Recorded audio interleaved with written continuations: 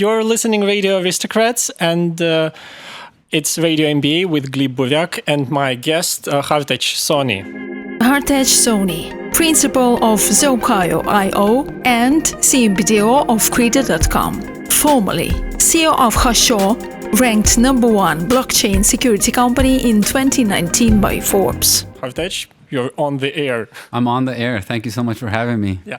Dobre. Dobre. Okay, Hartej, you're one of the most prominent people in crypto market and cybersecurity I know here, specifically in Ukraine. And a little introduction about you. So you made your name as a CEO, founder of the Hosho company.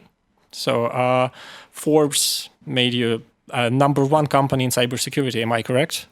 In 2019, blockchain security. Specifically, blockchain cybersecurity, smart contract auditing. And here you're developing 2 other companies, which are those Japanese names. Yeah, so one is Zokyo, which is attached to a fund called Bazoku, and I'm the CMBDO of Credo.com, QREDO. Yeah, we'll make the hashtags for our listeners and viewers. Yeah, I'll spell it out for them slowly. Yeah, so we can somehow participate in the highly growing crypto market. Okay, Hartej, you're a citizen of the world, and I know you lived in multiple countries. You lived in India, you're American citizen. Yeah, I actually have never lived in India. You never lived in India? No, my roots are from there, but I've never lived there. You speak a lot about India. Well, I really don't even speak about it much. I just look really Indian, so you assume that he would talk a lot about India. I was born and raised in America, and I've lived more time in Kiev than I have ever in India. Okay. I'm more Ukrainian. I can see that. Я трохи розмовляю українською. Okay. My first question is, how does life differ in Ukraine in comparison with other countries? I would say the quality of life here is extremely high. Kiev specifically, where I've lived, and I'm very familiar with the city of Kiev. I'd say that is arguably one of the most underrated cities in the world. I've lived everywhere from Santiago, Chile to New York City. I was born and raised in central New Jersey. I've lived in Barcelona. You visited us there. Yeah. I've spent time all over the world, and I'd say the quality of life here is extremely high, and the infrastructure is solid. Where my roots are from, if you want to talk about India, I do take trips there to visit my family, and now that I'm operating my own businesses, I'm increasingly doing more things in India, and I do have a part of our security team for Zokyo based out of Bangalore. But I would say that, in India, India has electricity problems. There's times where I'm speaking to one of our security engineers in Bangalore, and the electricity just went out. Really? In Bangalore? You have lockdown in Bangalore? There's lockdown in Bangalore, lockdown all over. New Delhi has electricity problems. There's some fundamental infrastructure problems. Guys are creating maybe 60% of the global code, and they have lockdowns. They have lockdowns. Yeah, lockdown and COVID. The COVID situation, I think, is not going so great in India at the moment. But yeah, going back to Kiev, quality of life, quality of food, people are nice, infrastructure is great. The time zone is a big deal. After COVID, I would say what matters more than location is time zone. And if you're on GMT +1, 2, or 3, it's a really great global time zone. And the cryptocurrency blockchain business is an extremely widespread global business. So it's in my business's best interest to be able to cater to everybody from Melbourne, Australia, to Los Angeles, California, Singapore, Korea, and all of Europe. And those time zones are actually relatively manageable from Kiev. It's very central. Okay. How does your timetable looks like in our time zone? It's like 8 a.m. 7 to 8 a.m. is a wonderful time to kick off the day, and you're dealing with people in Asia, Southeast Asia, and Australia for me. And by the afternoon, around 2 to 3 p.m. Kiev time, New York City wakes up, and the East Coast calls and meetings kick in. And by the evening, West Coast finally joins the rest of the world. Hello, Silicon Valley. welcome to the rest of the world already being awake. Okay. And, I say that with a bit of a joke because it's really hard to connect with people on the West Coast. But when you actually live on the West Coast, you think the whole world revolves around you. And it's just so far from the reality. The rest of the world's human population has been awake. Once you go past the West Coast, you're on the next day. So now that I'm based out of Europe, I'm struggling sometimes to connect with people in Silicon Valley, SF, and Los Angeles. They don't believe there is something else? They're sleeping. There's really a time zone difference, right? New York City, at least, is more tolerable. And there's also a direct flight from Kyiv to New York City, and it's easy to get to as well in a non-COVID situation. Yeah. But I could go on for the rest of this episode as to how much and why I love Kyiv. And I guess what I could say about that topic is it does make me a little bit sad and disappointed when I meet people here who are locals, born and raised, who are shocked and surprised that I like it, or why I'm here. Like, why are you here? If you have an American passport, why are you here? Quite aggressively. And I'd say that the majority of those people have never lived outside of Ukraine. If you lived outside of Ukraine in several other, let's say, just cities, you would definitely be able to compare and contrast and say, wow, okay, well, the quality of life in Kyiv is very high. But, Ukrainians are quite a closed community. We started traveling, sightseeing, watching other cities, watching other countries just recently. I think about 10 years. Fair. And I might be mistaken, but the statistics is something like 2/3 of Ukrainians, all Ukrainians, like in all the oblasts and regions, they've never left their oblast, their region. Wow. So a guy living somewhere in Kherson, 60% of Kherson Oblast citizens never left their region.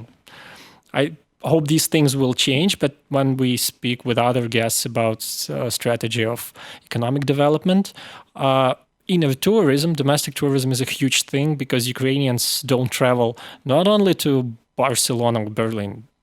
We don't even travel to other cities. Within regions. Yeah, within regions. I see. So I think you might have noticed. I know people look rather surprised seeing you here in Ukraine in general. I'm walking around. I'm 6'1" with a turban and beard. Yeah, and I have an American accent, and I get all kinds of reactions and looks, and no one would probably looking at me assume I'm American, which I understand. But how do Americans look, if we put it blankly? How can you? In my opinion, I look American, right? But that's not the views.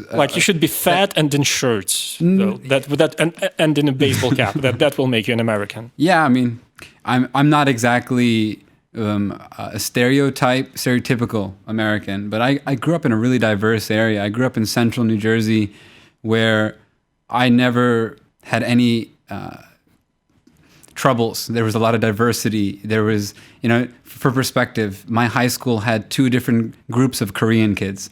There was the Koreans born in America and the Koreans from Korea. There was Indians from India. There was Indians born in America. It's extremely diverse, extremely international, and it was very welcoming. But where I grew up in America and how the majority of America is in places that are not as diverse, it's very different. And on the topic of traveling, majority of Americans also don't have a passport, and majority of Americans haven't left the nation either. You lived in Las Vegas, I remember. Prior to moving here, I did live in Las Vegas. While in Vegas, I remember these stereotypical Americans, fat in shirts and baseball caps. They exist. Yeah, they exist. Specifically, they have a lot of things to do in Vegas. Yeah? Yeah, you can sit on a chair and gamble. Yeah, and I just remember one of them. I was passing by, and I remember a couple speaking why do you need to go to Europe? We have everything here. We have Venice here. We have Eiffel Tower here. Everything is here. Yeah. Yeah, in Vegas. Yeah, that tends to be the American way, huh? Yeah, but I actually love this, not about America, even about Ukraine. And correct me if I'm wrong, but I think Ukraine is a society that has multiple layers. And when people feel surprised seeing you with quite exotic appearance for our region. At least they're not angry seeing me. In America, people see me get angry sometimes, They have sometimes this Sikh community. So my faith, my way of life is Sikhism, and my roots are from Punjab, India. And often around the world, we're confused because some people hold some sort of anger and animosity towards people who are Muslims because they assume that all Muslims are radical Muslims who may possibly have some hand in global terrorism. And so if you watch the media a lot, you might see people who might have the same skin tone as me. They might have a beard. They might have something tied in their head, whether it's a turban of a Sikh faith or of not, they don't know. And so around the world, often I'm looked at with anger. And I'll say that in Ukraine, I have yet to have somebody on the street approach me or yell at me with anger. And I've been here for 2 years, living here consistently. I've been visiting here for 4 years. And I have yet to face a situation. And even at night when people are intoxicated and I'm out and about with my friends, that's usually when in America, in New York City even, I might hear someone say something a little bit racist.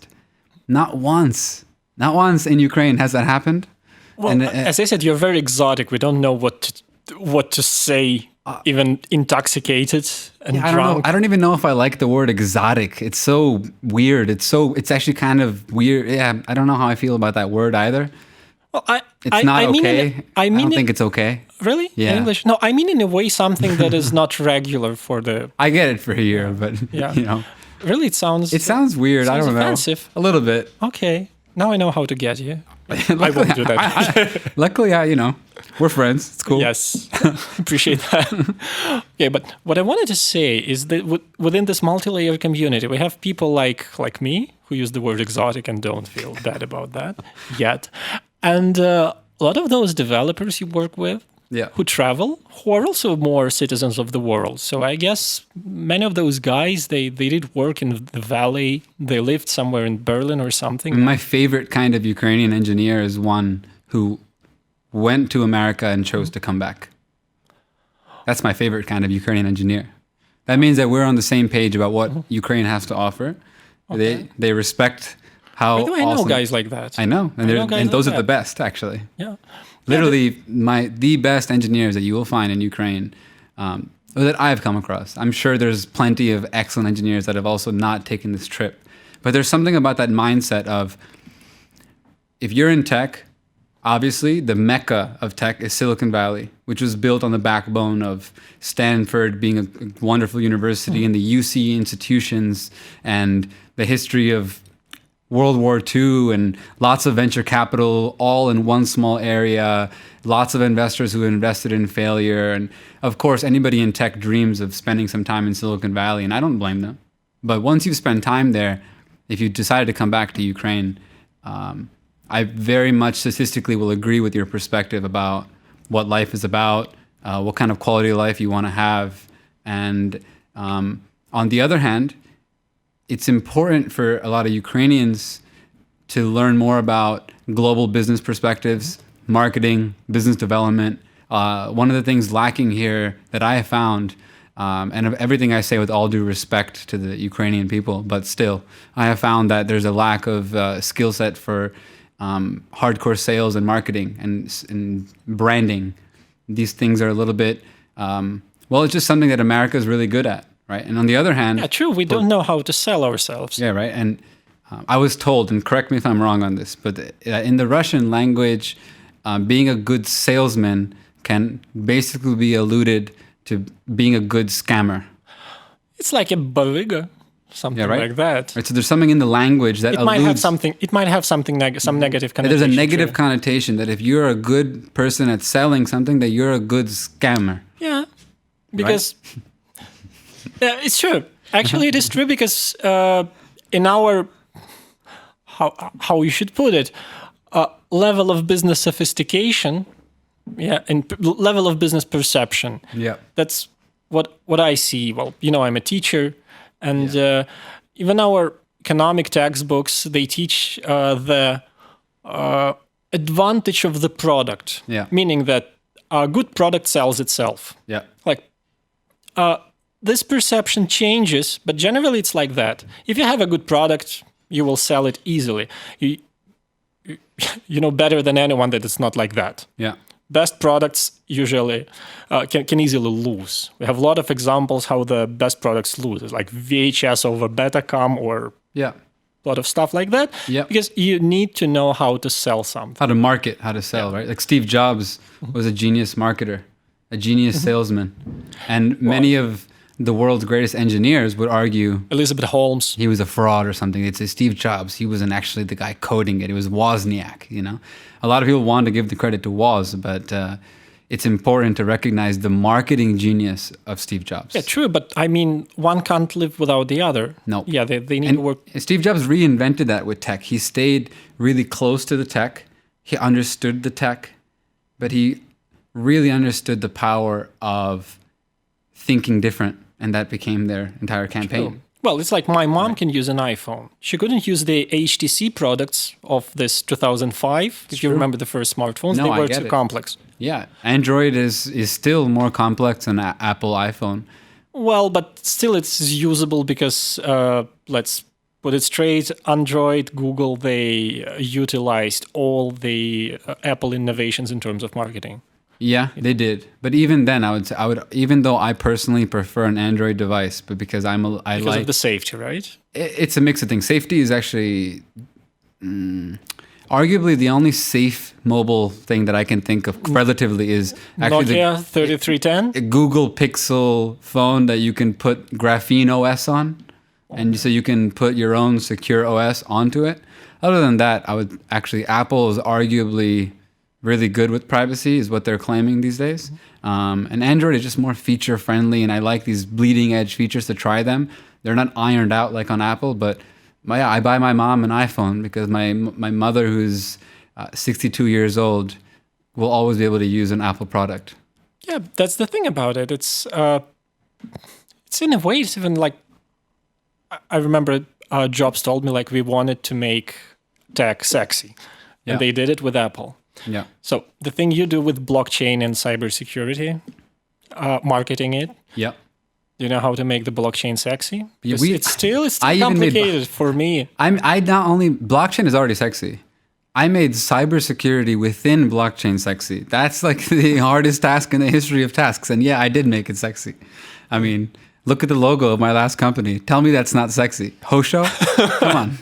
Like, people thought my name was Hosho. That's how good my logo was. That logo was on backpacks. People were wearing it everywhere. People were like, what's his name? Hosho.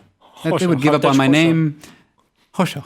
Hosho. And I mean, it went well. And now my company, I like Japanese 2-syllable names where I can get a .com or a .io. So Hosho, Zokyo, Bazoku. Yeah.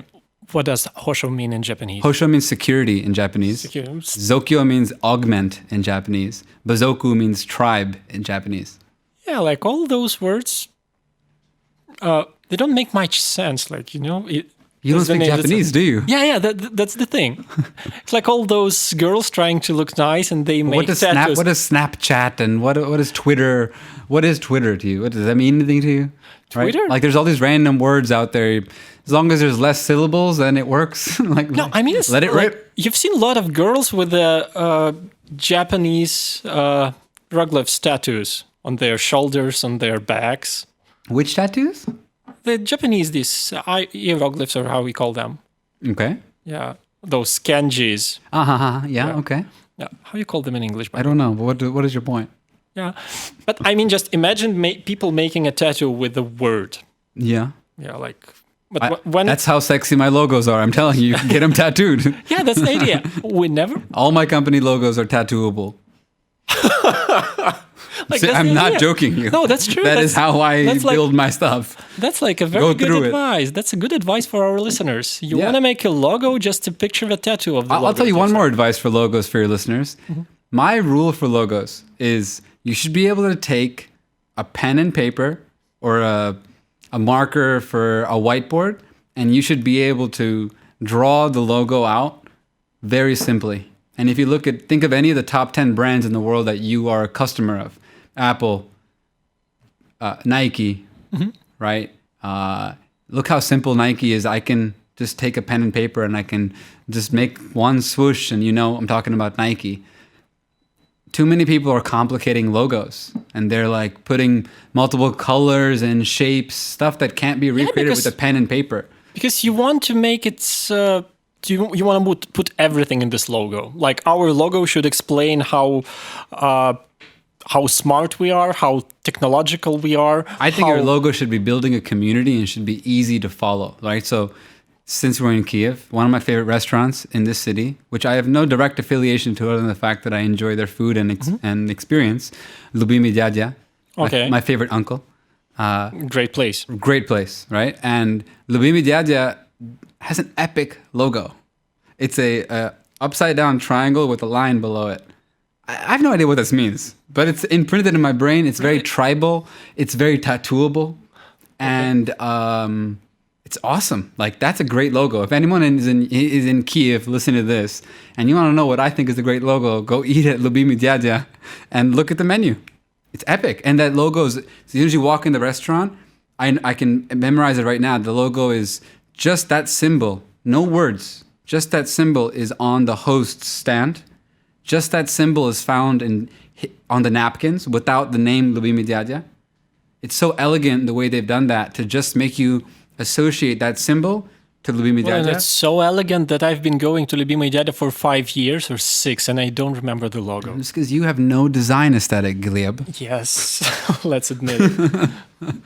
I'm kidding. Okay, no, you're right. Well, I mean, if you haven't noticed, then perhaps not. I've sat there just staring at the logo going, this was smart. That was a smart move. You know? Yeah, this is how you learn to sell. Perhaps I'm a very bad seller. Perhaps. So, well, we can test that. We can test this theory out. Okay, but that's the idea. You know what? I'll tell you one thing about sales approach that doesn't work here. Technical or non-technical, Ukrainians don't like to get on the phone and start with chit-chat. Of course, I hate. They don't say, how are you? During coronavirus, you got to get on the call with someone around the world and start with like a, hello, how's everything going over there? What time is it? Where are you? Are you healthy? Like, you got to ask some basic questions and start with that. I find Ukrainians like to just go right to it. Hello, so let's do it. Okay, line 3, error in a code. Yeah, and we're just like, how are you gonna fix it? Like, nice to speak to you again. It's so rude and abrupt. American culture, it's okay. Sure, there's a little bit too much chit chat in the beginning. They want to talk about maybe the sports match last night and maybe some political discussion. But it's important to. Well, now you sound soft. You got to create some trust. Okay. You got a little bit of hi, how are you? How's everything going? But and the intonations in American English, our intonations can tell a lot. Like if I say, you just bullet me with the word exotic. So a lot of things matter. Yeah. So if I say, yeah, versus yes, right? There's a big difference. And I find that intonations here, for those who speak English, the intonations are very. We don't learn that at schools, Hartej. It's always yes. Yeah. But still, you need to, you don't learn a lot at school that you need in life. The lesson there is screw school, start adapting, watch YouTube videos with the subtitles on at 2x speed. And if you need to learn English, watch things in English. I want to learn Russian, and I'm watching things in Russian. Or Ukrainian. I'm also watching some things in Ukrainian. I'm learning both. Let's be honest, in Kiev, people speak a lot of Russian and Ukrainian. I'm trying to learn both. What products do you enjoy watching? Or you're just doing it for the sake of learning? It's more for the sake of learning, but I'm watching random Netflix serials that are in Russian or Ukrainian, and then I'm watching old movies that are on whatever's free on the internet in Ukrainian, that like random movies that my wife says is good. I don't even remember the names. I just sit, and whenever I'm having a meal, I turn it on, and I'm taking Ukrainian lessons, actually. Well, that's 2 days a week. Here. 2 days a week. Yeah, I know. I can't swear in your presence anymore. You can't. Yeah, I know that. Okay, but again, as you're a mediator in a way, yeah, can I call you a mediator of the Ukrainian developers to the global market? Yeah, that's true. I am. Yeah. I behave as the face for some of the brightest engineers in the world. How do you find the engineers? Reliable, trustworthy. I mean, how do you look for them? Sorry. How do you look for the engineers? So you need this labor. And they're, well, even in Ukraine, it's not that huge mass of the great engineers. They're rare everywhere in the world. Ukraine has one of the highest adoptions of retail cryptocurrency users. Ukraine has a very robust community of engineers who have been involved in the blockchain and cryptocurrency space since the beginning. Since Bitcoin came out, there have been people involved with the cryptocurrency blockchain community in Ukraine. Ukraine arguably has one of the largest blockchain engineering communities in the world. And engineers, how do we find them? We've already been working with, we found teams of engineers who were already working in teams of 3 to 5 that were already building in the blockchain space. And the thing about crypto is you have ups and downs. It's been quite volatile. In our space, we call it, bull market, bear market, crypto winter, crypto summer, they call it, right? So we've had multiple winters, and we're cooling off from a pretty big bull run right now. But I will say that after the previous bull run, 2018, when the next winter came, there basically became a large number of available talent in Ukraine because a bunch of engineers were pretty much available because we were entering like a colder market. But a lot of engineers were jaded by the crypto space because there was quite a bit of scams and there was some not so moral activity going on. So during the last crypto winter, a lot of engineers that I came across were a little bit jaded to want to continue to develop within the blockchain ecosystem. But the quality of work that we're getting from mostly the United States or from the UK or from Switzerland, some from Hong Kong and Singapore, some from Australia, it's all really sophisticated work that we're getting. And these engineers are really excited to deal with the clientele base that's international. They prefer to work with clientele that is international. Our ability to fulfill the needs of international clients with Ukrainian engineers, it's very doable, and they're 100% so far for us. Our track record has been, they've been extremely satisfied with the quality of code that's being written by these engineers. Today, 2020, October, hiring a blockchain engineer in Ukraine is extremely difficult. There is basically no market for blockchain engineers. For perspective, we interviewed around 19 candidates. Only one of them went to the next round for a senior blockchain engineer. What's the reason is that the qualification or the integrity? The reason is that the market is booming again, and all the good engineers already have their own projects, or they're already working for someone. They've been scooped up. So many of the top projects in this space have been built by teams here. And on top of that, Israel is on the same time zone as Ukraine. And every single one of the top 20 to 30 Israeli startups has a team in Ukraine. If it's not Kyiv, it's Kharkiv or it's Odessa or Vinnytsia. They have a team in Ukraine. So if you're building in the crypto space, there's an extremely high demand for a blockchain security engineer or a blockchain engineer, and it is not easy to find them. No, it is not easy. And how I've done that? Well, it's a little bit of a mix of a secret sauce and luck and already having a network. I already knew so many engineers. And I would say the only secret sauce I will give away on the show is I have engineers who already work with us who are well respected by other engineers. And so more junior level talent is happy to work for some of our senior engineers, both men and women. We have some female engineers in Ukraine who are awesome. And the key is to want to work with these engineers and receive mentorship, right? Like as a junior engineer, you really want to learn. And that's one of the best. You're willing to get paid even less if you're going to learn. So offer growth to the engineers. This is how you attract them. We have quite a bit of a Silicon Valley style culture. We're actually nice to our employees. We pay them more than the Ukrainian market rate. We let them take days off without counting those days. We give them quite a bit of freedom. If they want payment in cryptocurrency, we give them payment in cryptocurrency. That is a preferred way of payment of the majority of our staff, actually. And in Ukraine, it's quite easy to convert crypto into Grivna or USD. There's a Telegram app called any.cash. again, no affiliation, but I really use any.cash and I love it. So everyone should use it. Does that pay off treating gently the juniors? Yeah, absolutely. What did you say the regular wage is here in Ukraine? I know, regular wage in Ukraine, not among the engineers, not about the IT industry. But still. Yeah, but right? still people earn about 400 USD per month. Yeah. And that's like a normal wage. Junior engineers in Ukraine are earning between 30 to 80 an hour USD. 30 to 80? Yeah. I pay our engineers $40 and I think it's a lot. Mm-hmm. See, that's your perspective. Yeah, that's my perspective. Yeah. I treat them nicely. Yeah. We're okay paying more than that. We're okay paying up to 70, 80. Why not?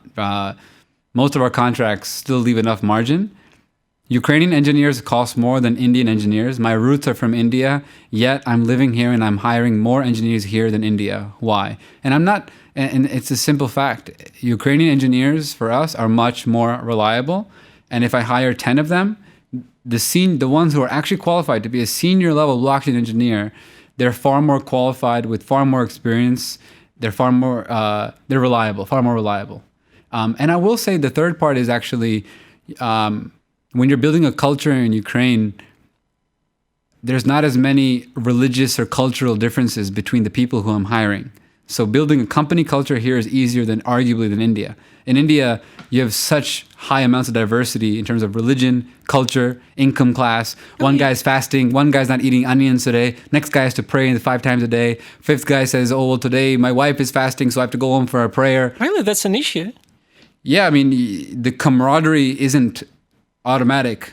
I can hire 10 guys, 10 girls in Ukraine, a diverse team of male and female, and they tend to get along. It's really not an issue. But they create the mixed teams like Ukrainians with the I don't know, Germans, Polish, Chinese. Yeah, our team is mixed. Mm-hmm. Our team is mixed, but it's mostly the Ukrainians working with Ukrainians. At least on the engineering side, it's siloed teams of 2 to 3 engineers, 1 project manager, 1 QA person, and they're an augmented team dedicated to one company, maybe in Silicon Valley, right? And so you've got 3 non-technical people who have an idea, a business to build, and we dedicate a team of 5 to be their dedicated tech team. So it's like an outstaffing model, augmenting model. I remember you said that one of the secret sauces, I don't want to bring any mysteries about your business. Oh, that's cool. I hope that's not a secret, but... I'm just joking. Yeah, but you're targeting teams more than individuals. Yeah, we are. We're targeting teams more than individuals, trying to acquire full teams more than individuals, maybe just partner with more teams than individuals. We can also find lots of individuals, and we can partner with code academies, which we do. We partner with... Do they work? Yes, very much. Really? Code academies plus... The thing is, a lot of Ukrainian engineers do a poor job of representing themselves in terms of their CVs. So they have an ugly CV that doesn't even have updated... They haven't updated their own skill sets that they can actually offer. Hobbies. Yeah, we only update hobbies in our CVs. That's like the issue.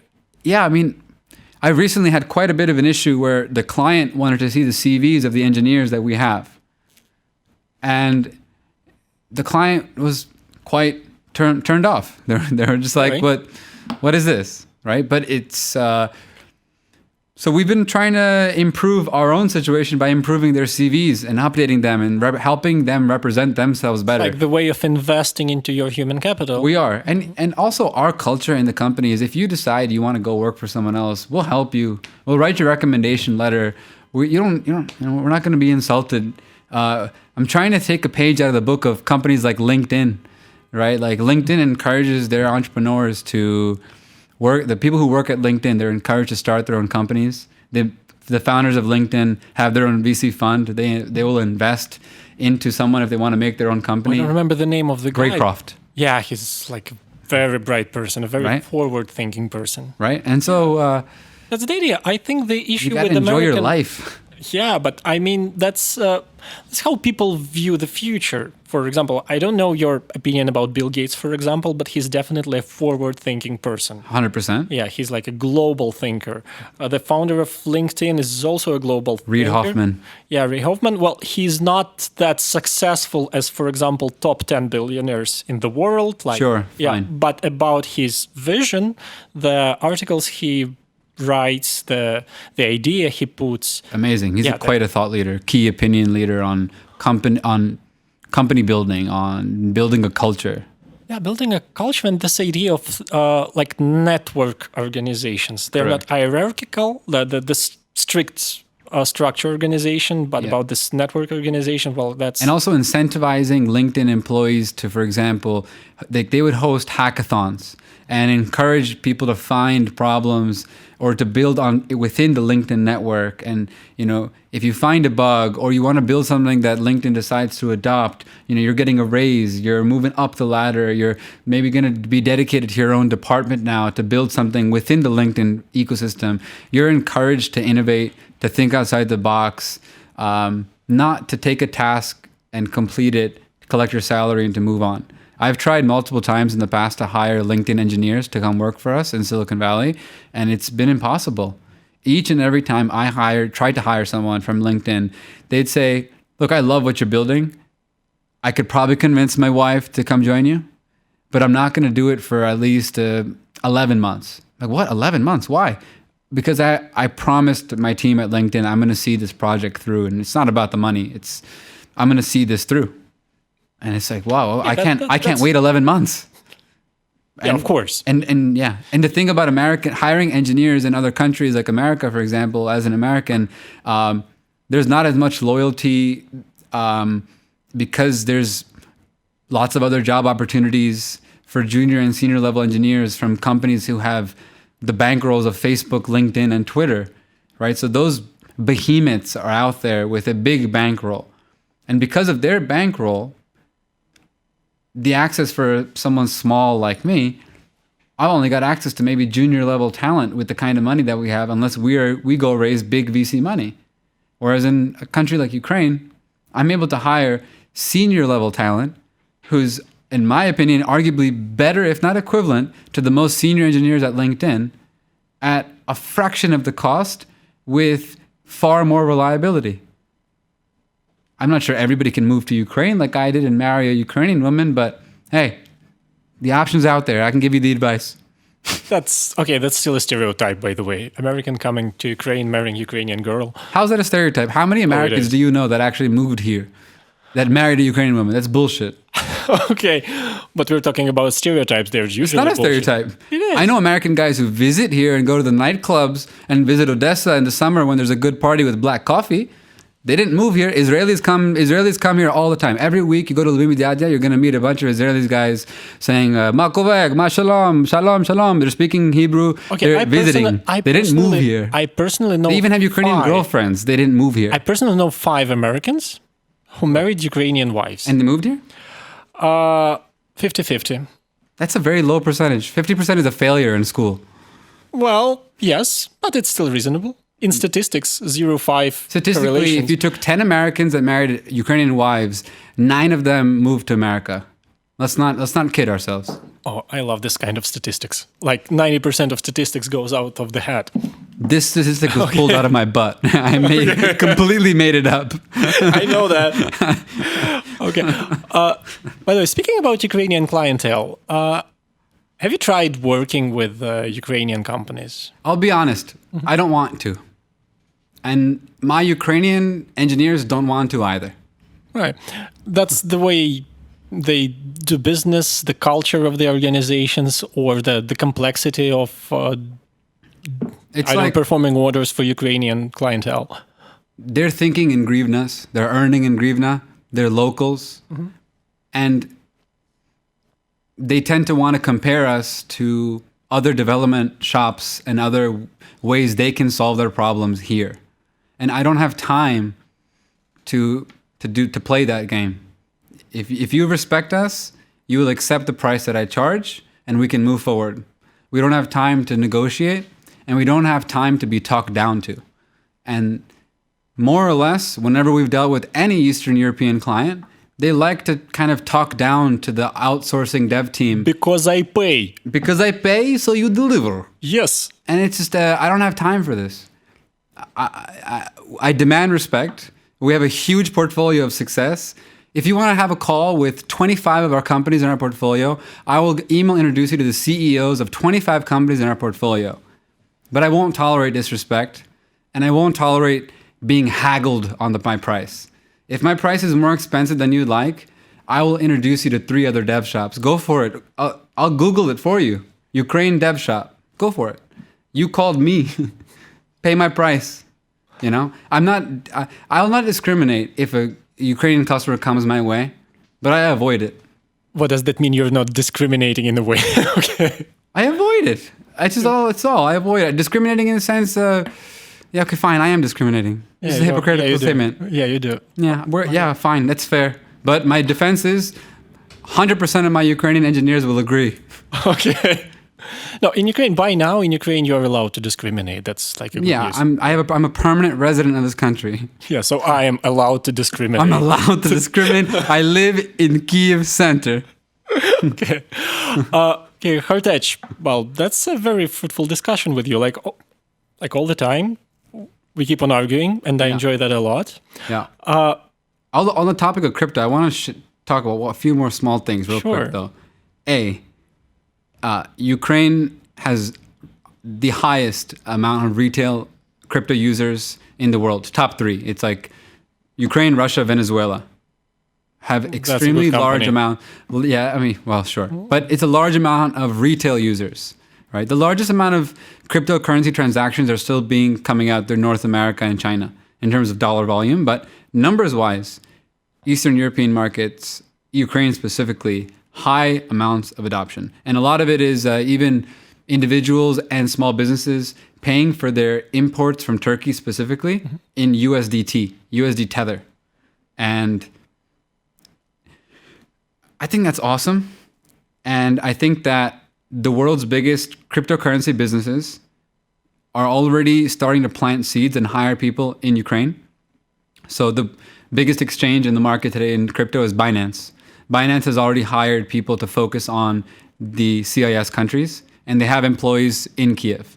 And slowly, more and more of the cryptocurrency exchanges are realizing that Ukraine has Telegram groups with 10,000, 20,000 people in one Telegram channel, all who care about crypto. And these numbers are not small to have 10,000 people in one country all actively talking on a Telegram channel. The curveball is that a lot of these channels are kept active by people conducting cryptocurrency scams. So the sophisticated capital in Ukraine, often when they hear the word crypto, they think scam. This is going to start changing, and it's starting to change because crypto is definitely not all scam. You actually started answering the question I wanted to put you in advance. So ask it. So it is, what are the prospects of the business of crypto in Ukraine? Crypto economy? Let's call it crypto economy in Ukraine. And I don't think it's just Ukraine, because I think that's one of those specific markets that are global. You can't go strictly Ukrainian doing crypto. Anyway, you're becoming global in this case. Yeah, if you're playing crypto, you're playing a global game, right? Yes. But I mean, there's a company in Ukraine, I believe they're Ukrainian, called Wirex.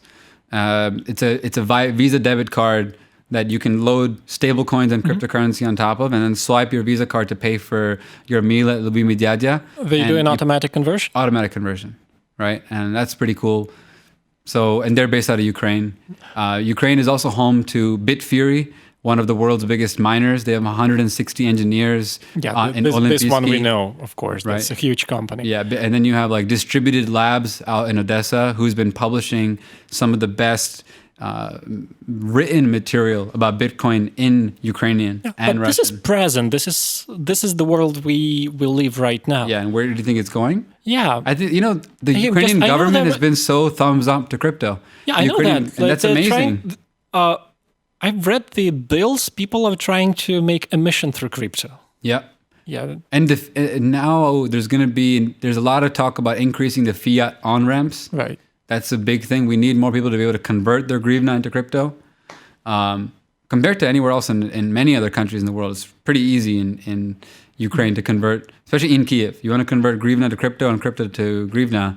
It's very easy. Again, on any.cash on Telegram. Well, but it's the market is quite shady concerning crypto, specifically in Kiev. I don't speak about global, but different money they run through crypto. Correct.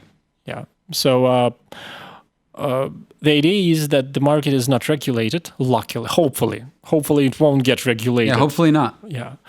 But it allowed some dirty money to run into the crypto coins. Correct.